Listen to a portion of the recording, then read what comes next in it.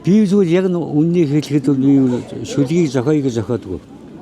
Биний 2-3 номтой зөвхөн шүлэгтэй. Яг зүгээр өөрт бууснал бичдэг. Амтун игэрүүли ухаантайгаа үзүүлээ. Тэгээ 21-р зууны хүн шиг энэ гэж бичдэг. Зүгээр миний сэтгэлийн үнэн. Миний нутгаа аваадсан, миний жижигээ аваадсан, миний эмзэглэл, миний шүлэг.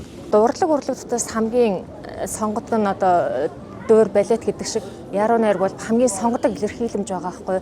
Яруу найраг гэдэг ийм чимээгүй атла тийм тодоос тод тийм том хашгирааныг тийг мэдэрч байгаа мэдрэмжийг мэдрэх хүмүүс нь цөөхөн болцсон болохоор л ерөн жоох ингээд өнгөцгөн хандаад байна уу гэж боддгийг. Магадгүй шүлгийн намыг баг барьж байгаа 30 минут дотор ч юм уу цагийн дотор дуржигнуулаад уншаад дуусах боломжтой. Тэгэхэд 30 минутын дотор унших боломжтой намыг нөгөө нь баг 3 жилийн дотор 3 жилийн хугацаанд бичсэн байх ч юм. Тийм их агуулда яруу найраг угаасаа тэгээд нэг нэлийн бас жоохон тийм оюун ухааны бас бяд шаарддаг.